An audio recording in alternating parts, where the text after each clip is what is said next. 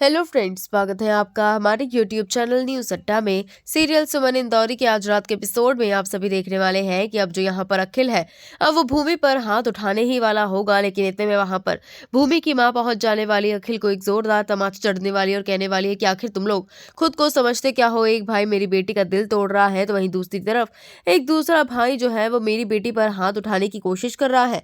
जहाँ पर हम देख रहे हैं कि भूमि जो है बात सुनकर शौक हो जाने वाली है। हालांकि इसी के बाद अब जो यहाँ पर सुमन की मां है वो उसके ससुराल पहुंचती हुई नजर आएगी, जहां पर तीर जो है वो उन लोगों के साथ बैठा हुआ है जो कि सीएम के ऑफिस से आए हुए हैं। और यहाँ पर सभी लोग जो है वो सुमन के बारे में पूछ भी रहे होते हैं और कहते हैं कि वो जो है सुमन के हाथ की चाट जरूर खाना चाहेंगे। लेकिन इतने में वहां सुमन की मां पहुंच जाने वाली है और तीर को एक जोरदार तमाचा लगाने वाली है और वहीं पे साफ साफ कह देने वाली है कि तुमने मेरी बेटी का दिल तोड़ा है। और वो यहाँ पर पूरे मित्तल परिवार को अपनी बद्दुआ देने वाली है, हाय लगाने वाली और कहने वाली है कि जब तक उनकी बेटी की आंखों में आंसू होंगे इस घर में भी कोई खुश नहीं रहेगा।